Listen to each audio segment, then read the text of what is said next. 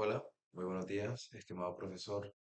Junto con mi presente grupo, el cual conforma Arián Sofía Méndez y Carlos Fontalvo y mi persona, Juan Manuel Díaz Lizarazo, se le hará la entrega del video de la actividad final de teoría constitucional del Estado, donde se hablarán diferentes puntos a tratar, mediante el cual haremos entender y tratar de sustentar el trabajo previamente elaborado. Entonces, el primer tema a tratar sería las condiciones de juridicidad de la Constitución, donde se tratarán los diferentes puntos, el cual serían las garantías que protegen la supremacía constitucional, social, política y jurídicas, el control judicial de la constitucionalidad, contrato difuso y mixto, y el control abstracto de la constitucionalidad previa, automática y por vía de acción, el control difuso de constitucionalidad y la excepción de la inconstitucionalidad. Perdón por equivocarme. Entonces, técnicamente podríamos decir que la Constitución es la norma suprema que organiza el Estado y protege los derechos fundamentales para que se mantenga así su supremacía. Cuenta con garantías sociales, políticas y jurídicas.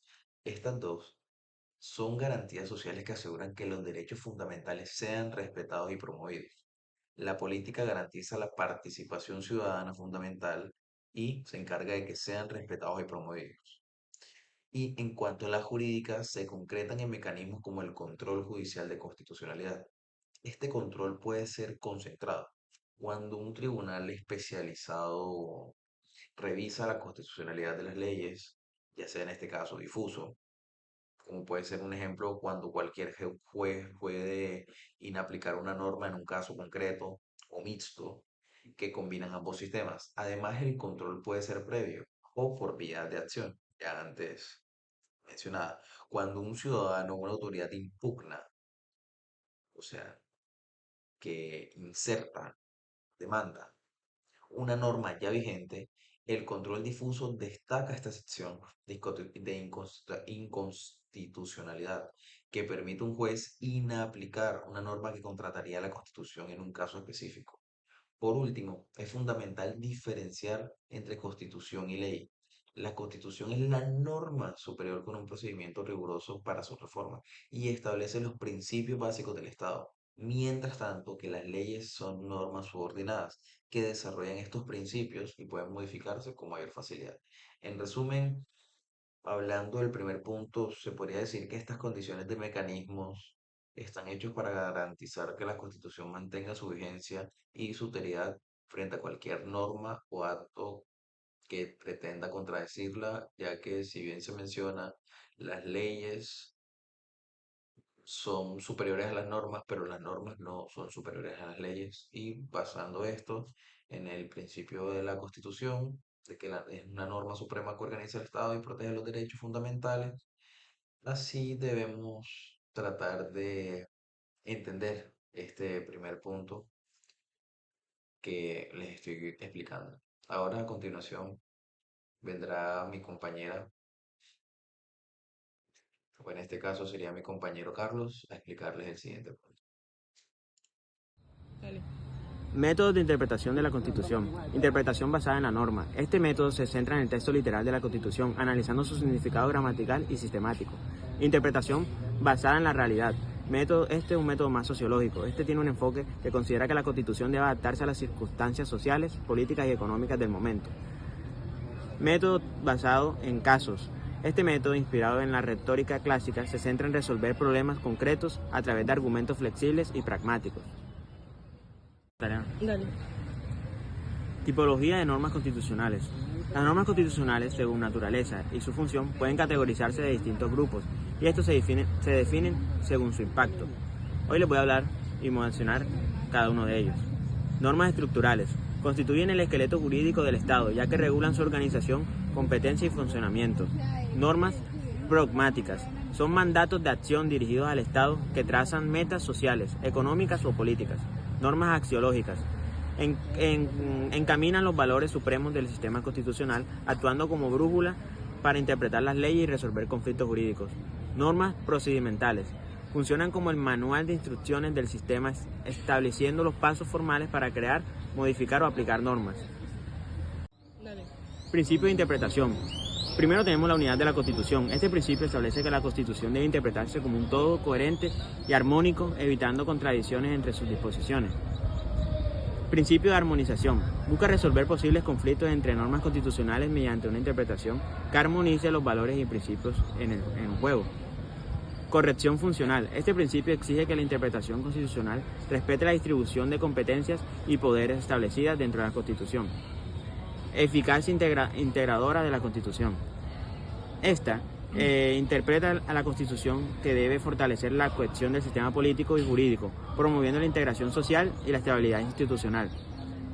Interpretación de acuerdo con tratados internacionales en caso de derechos humanos. En muchos sistemas jurídicos, los tratados internacionales de derechos humanos sirven como parámetro de interpretación constitucional. Y por último, la interpretación conforme a la Constitución. Cuando una ley admite varias interpretaciones, debe preferirse aquella que sea compatible con la Constitución. Muchas gracias. Bueno, el pluralismo como limitación constitucional de la democracia. ¿Qué sucede? Que a ti la democracia te dice que las mayorías eligen, eso es un principio democrático, porque en la democracia se hace lo que el pueblo decide y en el pueblo hablan las mayorías. Pero hoy en día, a nivel legal, con las luchas que han tenido los grupos minoritarios en el ámbito democrático, los grupos mayoritarios y los grupos minoritarios están al mismo nivel. Es decir, no porque uno sea un grupo más grande y otro más pequeño, uno va a tener mayor relevancia o va a estar por encima del otro. Ante la ley, en un sistema democrático, todos son iguales y todos los grupos deben ser respetados, escuchados y tomados en cuenta a la hora de tomar decisiones. Es decir, todos los grupos están por el mismo nivel. Bueno, el modelo de la democracia directa referendaria hace referencia a la democracia en su estado directo, es decir, donde el pueblo tiene una participación directa, disculpe la redundancia. Esto quiere decir que las personas, a través de los mecanismos que ofrece la Constitución, como el plebiscito, la reforma, la iniciativa popular y la revocatoria de mandato, expresen directamente su opinión. Normalmente esto sucede a través del voto. Bueno, esta pregunta, la pregunta cuarta, nos dice clasificación de democracia. La democracia directa, la democracia representativa, la democracia participativa, los mecanismos de participación, referendo y plebiscito. Entonces, ¿qué tenemos? Tenemos que la democracia directa es la forma más pura que hay de democracia. Es lo que se tiene como tal de significado real de una democracia, en la que no hay intermediarios, en la que el mismo pueblo toma las decisiones. Pero ¿qué pasa? Que, por ejemplo, hacer una asamblea entre todos los ciudadanos en una sociedad actual sería prácticamente imposible. Y sería imposible que ellos vayan, que decidan ir y que decidan participar activamente, además de contrarrestar todas las opiniones. Por eso es que existen los mecanismos hoy en día que facilitan un poco este proceso. Pero eso no hace parte de una democracia pura. Entonces, este sistema no se aplica casi en las sociedades. Ahora está la democracia representativa, que sigue manteniendo un modelo democrático, porque lo es, pero es distinta su participación porque las personas participan activamente a través de los mecanismos o con sus representantes. ¿Qué sucede? El pueblo, a través normalmente del sufragio, eligen ciertos representantes como los líderes de los partidos políticos, el presidente, los senadores, los congresistas. Ellos son elegidos por el pueblo y son su representación. Es importante destacar que ellos tienen la obligación real de seguir con los parámetros con los que se posicionan. Es decir, si un senador se posiciona por un partido político, tiene que seguir los ideales de este partido porque le está representando al partido y al grupo de personas que apoyan al partido. Bueno, tenemos la democracia participativa o la democracia semidirecta, que esta es la mezcla entre una democracia directa y una democracia representativa. Se sigue teniendo un representante que va a representar, valga la redundancia, los ideales del pueblo, pero también se tienen mecanismos de participación que permiten que el pueblo también esté involucrado. Es decir, son las dos formas juntas. Tenemos los mecanismos de participación, que son la forma de que el pueblo intervenga en los asuntos públicos. Tenemos el referendo y tenemos el plebiscito. El referendo se diferencia con el plebiscito de que el referendo es de carácter obligatorio y el referendo es un voto de sí o no, de si el pueblo está de acuerdo con algo o no está de acuerdo. Normalmente se da porque lo provoca la rama legislativa o por iniciativa popular. Tenemos que el plebiscito, en cambio, es una consulta popular, es como para saber más cuál es la decisión o qué es lo que quiere el pueblo realmente.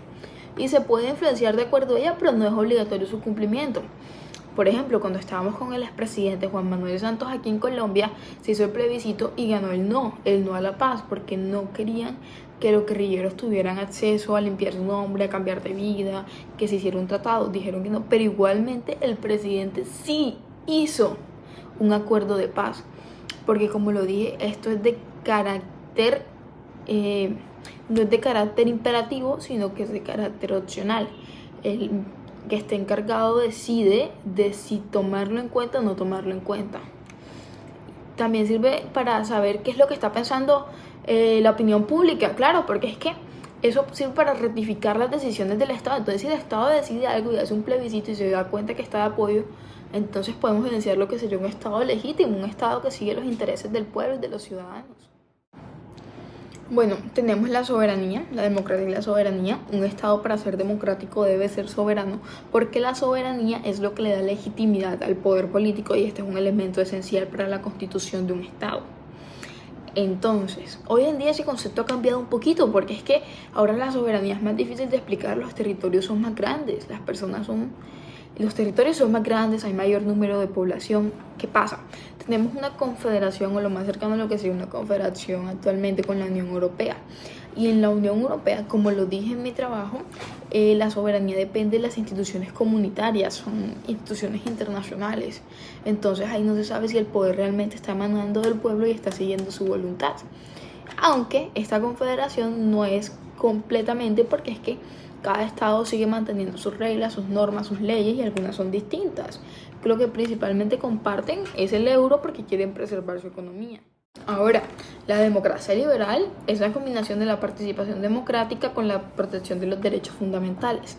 Entonces es el pluralismo, es la división de poderes, es el objetivo de no estar en un estado tirano, sino que estar en un estado democrático liberal en el que las personas y sus derechos sean representados correctamente. Ahora, los estados de bienestar están comprometidos con la justicia social, es donde está la diferencia. O sea, ellos tienen que promover la garantía de los derechos sociales, de los grupos minoritarios, de todas las personas. Esto es un estado más enfocado en cada necesidad individual, convertirla en algo general y en algo posible para todas las personas.